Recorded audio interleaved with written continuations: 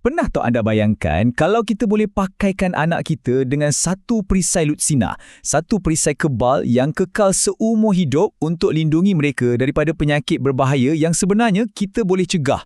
Sebagai ibu bapa, mestilah kesihatan anak tu keutamaan nombor satu kita kan? Melalui peranan hari ini, kita nak fahamkan betul-betul macam mana imunisasi ni berfungsi sebagai perisai magik tersebut supaya anda boleh buat keputusan yang paling tepat dan yakin untuk keluarga anda. Okey. Ini senarai topik yang kita akan bincangkan secara ringkas. Membina perisai imuniti, pelan hala tuju vaksin kebangsaan kita, perbezaan vaksin wajib dan pilihan, cara menguruskan kesan sampingan, kita bongkarkan mitos biasa dan akhirnya cara melindungi masa depan anak anda.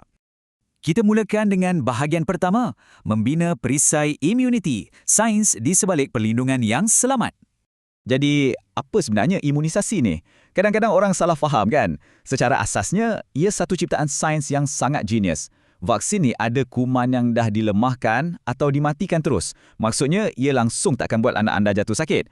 Sebaliknya, bayangkan ia macam satu kem latihan yang sangat selamat untuk sistem imun anak kita. Ia latih askar-askar dalam badan untuk kem rupa musuh awal-awal.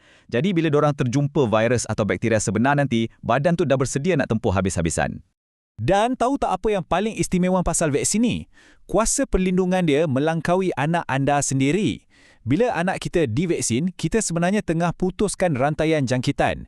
Kita lindungi bayi baru lahir yang belum boleh divaksin, saudara mara warga emas dan ibu mengandung dalam keluarga dan komuniti kita. Inilah yang dipanggil imuniti kelompok. Anda bukan sekadar lindungi anak sendiri je tau, tapi anda jadi pelindung untuk seluruh komuniti. Seterusnya, bahagian kedua, pelan hala tuju vaksin kebangsaan Malaysia. Satu jadual perlindungan yang sangat jelas dari hari pertama lahir sehinggalah remaja. Jadual imunisasi kebangsaan kita ni memang satu plan tindakan yang sangat tersusun. Lepas dia bayi lahir, diorang akan terus dapat vaksin BCG dan hepatitis B. Masuk umur 2, 3 dan 5 bulan, ada vaksin 6 serangkai. Lepas tu, vaksin pneumokokal pada 4, 6 dan 15 bulan.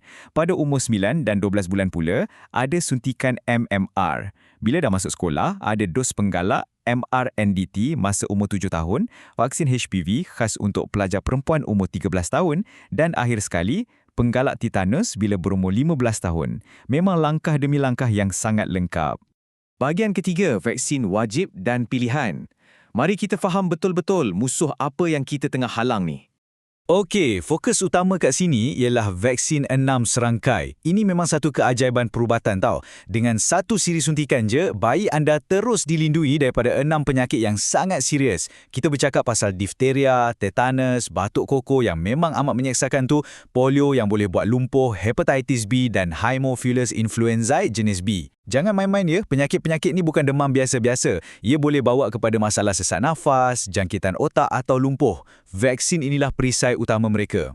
Selain tu, ada beberapa lagi perisai penting yang lain. Macam PCV10, ia halang bakteria yang bawa jangkitan paru-paru dan otak seperti pneumonia dan meningitis. MMR pula sangatlah krusial untuk sekat campak, beguk dan rubella. Sebab campak ni teramat mudah berjangkit dan bahayanya, ia boleh radangkan otak. BCG pula khas untuk lawan TB yang teruk. Dan jangan lupa HPV, satu perlindungan awal yang luar biasa untuk cegah kanser cervix. Tapi, perlindungan ni tak terhenti setakat jadual wajib je. Anda juga boleh tambah lapisan perlindungan dengan vaksin pilihan. Contohnya, vaksin rotavirus untuk elak cirit birit dan dehidrasi teruk. Ada juga perlindungan untuk cacar air, influenza bermusim, hepatitis A dan menengok kokal. Yang ni memang sangat disyorkan kalau anda nak bawa keluarga melancong atau pergi umrah. Bincang je dengan doktor anda untuk pastikan perlindungan yang paling optimum untuk anak-anak. Masuk ke bahagian keempat, menguruskan kesan sampingan vaksin. Kita nak normalkan reaksi biasa dan belajar kenal pasti tanda-tanda kecemasan. Hakikatnya macam ni, kebanyakan kesan sampingan vaksin ni sangatlah ringan dan kejap je. Kalau anak demam sikit atau bengkak kat tempat suntikan tu, tak perlu cemas. Itu sebenarnya petanda baik. Maksudnya sistem imun mereka tengah rajin bekerja, bina antibodi. Kalau ini berlaku, anda cuma perlu pastikan anak minum banyak air atau susu, pantau je suhu badan dorang, bagi ubat demam kalau doktor dah sarankan dan letak tuam sejuk kat tempat suntikan tu untuk kurangkan rasa tak selesa. Mudah je kan? Walaupun kes serius sangat jarang berlaku, kita sebagai ibu bapa mesti sentiasa peka. Kalau anak anda tiba-tiba susah bernafas, demam panas tak kebah-kebah, ada reaksi alahan yang teruk, kena sawan, nampak terlalu lemah atau menangis tanpa henti berjam-jam lamanya, jangan tunggu lagi. Bawa jumpa doktor serta-merta. Mengetahui red flags atau tanda amaran ni akan berikan anda keyakinan dan kawalan penuh sebagai ibu bapa yang bersedia. Bahagian kelima, membongkar mitos biasa vaksin. Ini fakta saintifik yang setiap ibu bapa wajib tahu. Antara soalan yang doktor paling kerap dengar ialah, betul ke vaksin ni boleh sebabkan autism? Jawapannya sangat jelas, ringkas dan muktamad. Tidak, sama sekali tidak. Kajian saintifik gargasi di seluruh dunia yang libatkan berjuta-juta kanak-kanak dah buktikan berkali-kali tak ada kaitan langsung antara vaksin dan autism.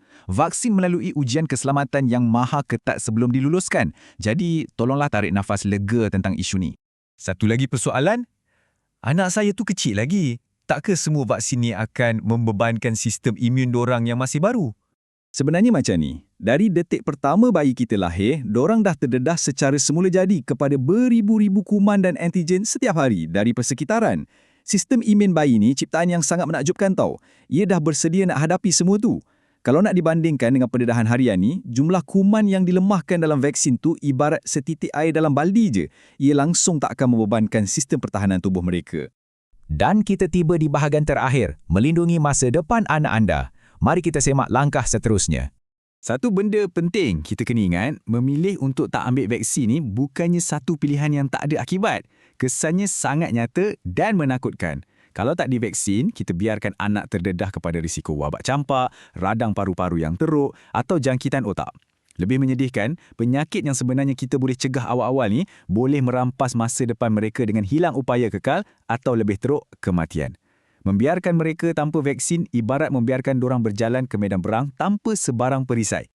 Jadi, untuk pastikan perisai kebal mereka ni sentiasa ampuh, ikut je 4 langkah mudah ni. Pertama, jangan terlepas temu janji klinik. Kedua, sangat penting untuk tak skip dos penggalak tu sebab dos inilah yang bagi ingatan berpanjangan kat sistem imun. Ketiga, simpan buku rekod vaksinasi anak anda macam simpan pasport sebab itu dokumen penting dorang. Dan yang keempat, kalau ada sebarang muskil atau kemuskilan, terus je rujuk pada doktor atau jurawat anda. Okey, dah faham tentang kepentingan vaksin ini adalah langkah pertama. Mengambil tindakan pula adalah langkah perlindungan sebenar. Kalau anda dah bersedia nak aturkan jadual vaksin anak atau teringin nak sembang pasal perlindungan tambahan, kami sangat sarankan anda hubungi Ibu Pejabat Penjagaan Kesihatan Care Clinics. Anda boleh hantar email di admin@careclinics.com.my, call talian 03-2732-8932 atau masuk je ke website dorang di www.careclinics.com.my. Pasukan pakar mereka memang sentiasa ada untuk pastikan keluarga anda dilindungi. Sebagai kesimpulan, vaksinasi ini bukan sekadar ubat atau prosedur perubatan. Ia adalah hadiah kesihatan terhebat yang anda boleh berikan pada anak anda. Ia memperkasakan sistem imun dorang, melindungi insan tersayang di sekeliling dan mengamankan seluruh komuniti kita. Jadi, adakah anda akan pastikan perisai kebal anak anda ni dikunci dengan selamat hari ini? Pastikan anda bagi dorang peluang terbaik untuk membesar dengan sihat. Terima kasih banyak sebab luangkan masa bersama penerangan ini. Jumpa lagi.